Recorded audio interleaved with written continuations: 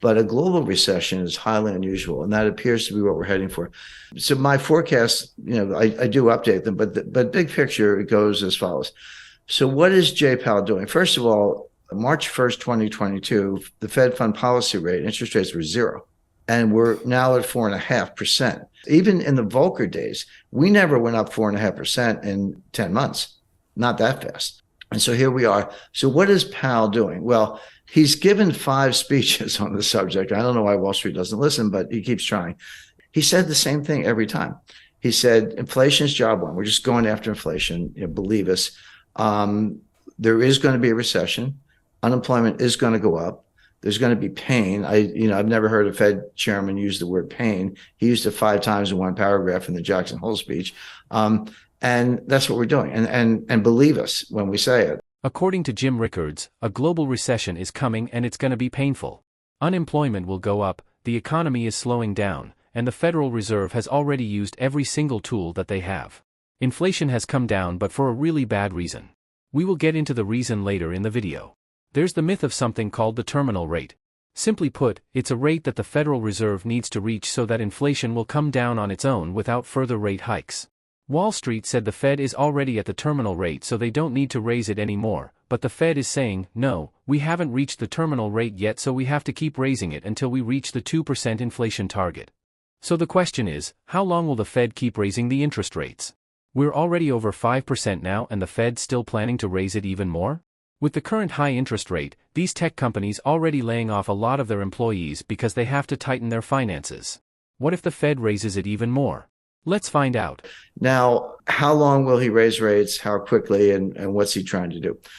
Powell is trying to get to something that he calls the terminal rate. The definition of the terminal rate is it's a rate that's high enough to cause inflation to come down on its own without further hikes. So we'll get to a level, and then inflation is coming down, by the way. And in the last 5 months, in the U.S., it's gone from about 9% to 8.7, 8.2, 7.4, 7.1. So it is coming down. Having said that, the target is 2%, and 7.1 is still a far cry from 2. So he's not there, but he's making progress. So here's I hate to use the word conundrum, but it kind of is.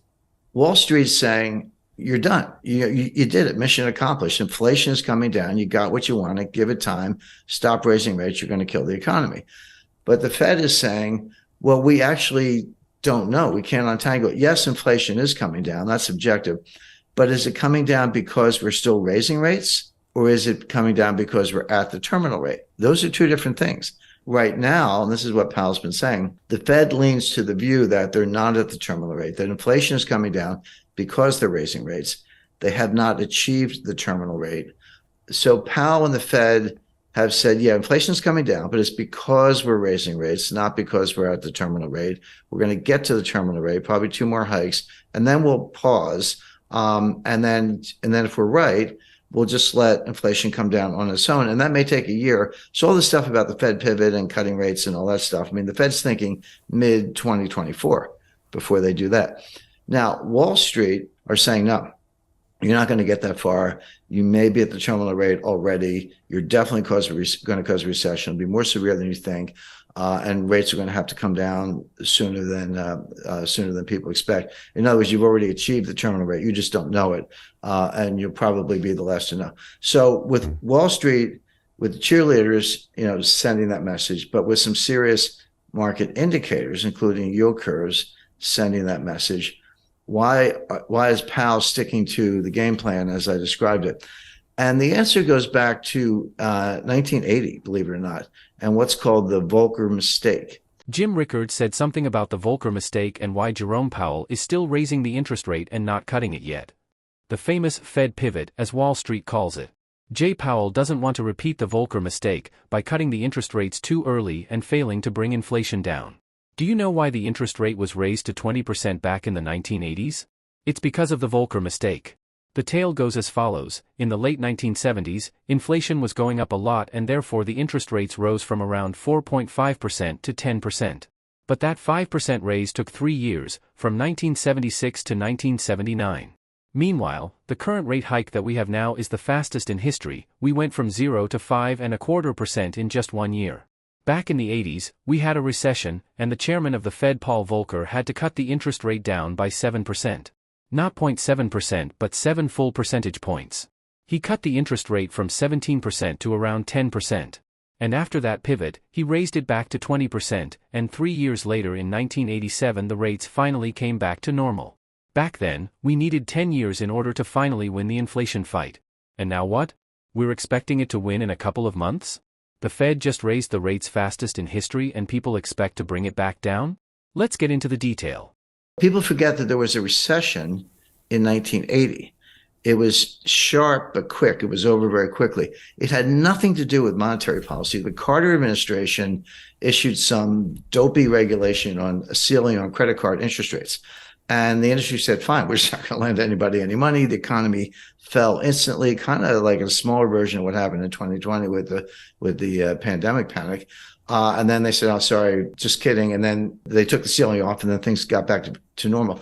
Now, this was a time when farmers around the country were driving front loaders and tractors to Washington, and they were circling the Fed building. And one guy drove his tractor up the steps of the Fed, and Volcker was being burned in effigy. That all happened. So it was a little bit of pressure. And of course, Congress was up in arms and the White House was up in arms.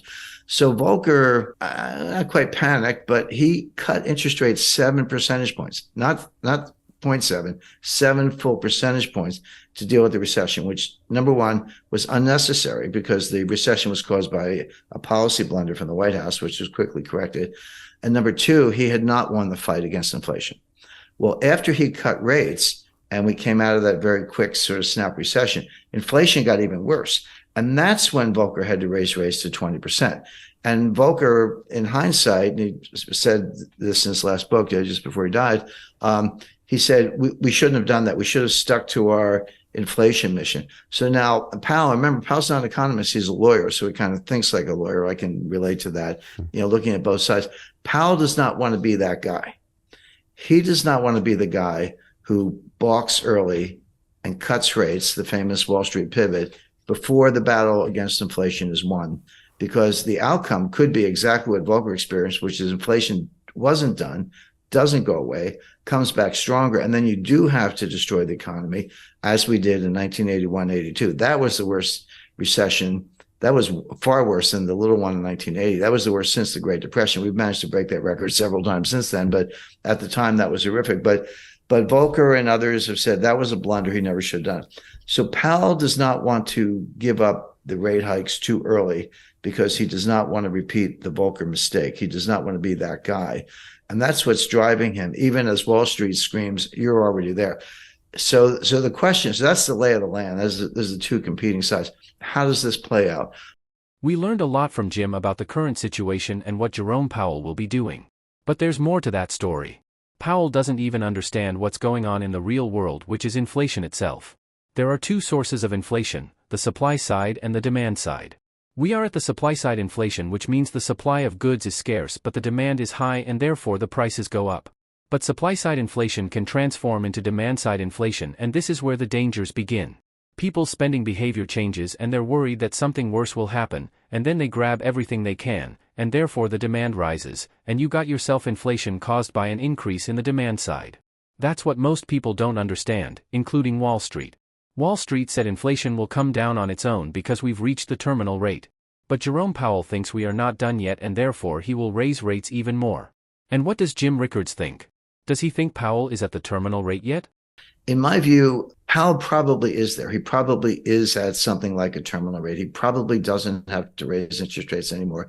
He doesn't believe that himself. His models tell him otherwise because they're relying on the Phillips curve, which is junk science. I mean, the last time I looked at a Phillips curve, it was flat. At least where I went to school, curve was curved. This thing is flat. There is no correlation between unemployment and inflation. There just isn't. But the Fed thinks there is. So I always tell people, don't. If you want to forecast Fed policy and understand the Fed, don't think like a rational person. You have to think like the Fed. Because you have to get inside their heads or else you're going to get it wrong. So they're looking at unemployment, which is the lowest. The unemployment rate is the lowest since 1969. Well, if you believe in the Phillips curve, then that's a sure sign of inflation. As I say, even though it's coming down, it's still pretty high. So they think they have to keep fighting this fight. But here's what they're missing. Here's where it all falls down. Yeah, inflation as measured, CPI, PPI, personal consumption expenditure, core, non-core, year over year. There are like 20 different ways to measure it. It is coming down, but there are two sources of inflation. And it's going to sound obvious, but you got to separate them: the supply side and the demand side. They both result in price increases, but they have completely different dynamics. Supply side inflation is what we're seeing. It's what we saw in 1974 with the Arab oil embargo, during the Arab-Israeli war, when they cut us off from oil, and you had to line up for gasoline. I lived through that. Bare shelves, and you couldn't get certain things. It wasn't that every supermarket shelf was bare the way it was in East Germany in the 1950s, but something was always missing, and that's still the case today. So of course prices went up, and people were trying to pay whatever they had to get what they needed, and energy prices were a big driver of that. So that feeds through as a form of inflation. The other kind of inflation is from the demand side. So the supply side is called a cost push. Costs go up and they push it onto the consumers. The other kind is from the demand side. It's called demand pull. And basically consumers have a change in mentality. They're worried about inflation. They would say, hey, I was thinking about buying a refrigerator. Gee, I better go buy it today, because if I wait for 6 months, the price is going to go up. Or apply that to anything, a new dress, new suit of clothes, whatever. And so you're pulling demand forward, and it's behavioral. And that will also drive prices up. But they're very different things. Now, cost push can morph into demand pull. That's what happened in the 70s. It started from the supply side, but by the late 70s, 80s, and Volcker, which we've just been talking about, it had tipped over into the demand side. That hasn't happened yet. We've had the supply side inflation, the cost push. It hasn't yet tipped into demand pull. It hasn't really affected consumer behavior that much in terms of people anticipating more inflation. It could, but it hasn't happened yet. Here's why that's an important distinction. Cost push inflation negates itself. The old saying that the cure for high oil prices is high oil prices, because people can't afford it. Maybe if demand is inelastic, if you got to fill up your Ford F-150 truck with gasoline to take the kids to school or go to work. But if you're unemployed, you're not buying any gas because you're not leaving the house. So it tends to negate itself, whereas demand pull feeds on itself. Powell has not made that distinction. And if I'm right, and I think I am right, and the evidence backs that up, this inflation will come down, not because the Fed is raising interest rates, but because higher prices destroy demand all on their own. If I used to pay $75 to fill up my truck with gas, and now I have to pay $150, which is about right, I'll do it because I got to get to work. But that's $75 I'm not going to spend on something else. I'm not going to go out for dinner. I'm not going to go to a show, a concert, or buy a new camera, whatever it might be. So it does tend to depress demand, destroy demand, and hurt the economy. And then it slows down, and then the inflation comes down on its own. That appears to be happening. But Powell hasn't really made the distinction. He's fighting the last war. I hate to use a cliche, but he's fighting the Volcker War. And what he's got looks a little bit more like the Herbert Hoover War. That looks a little bit more like the 1930s than the 1970s. So the bottom line on all this is the Fed is going to raise rates at least twice more for the reasons I mentioned. Powell doesn't want to repeat the Volcker mistake. He thinks the battle's not won. He has to get to the terminal rate. In reality, he's probably already there, if there is such a thing as a terminal rate. It's another one of these things they made up.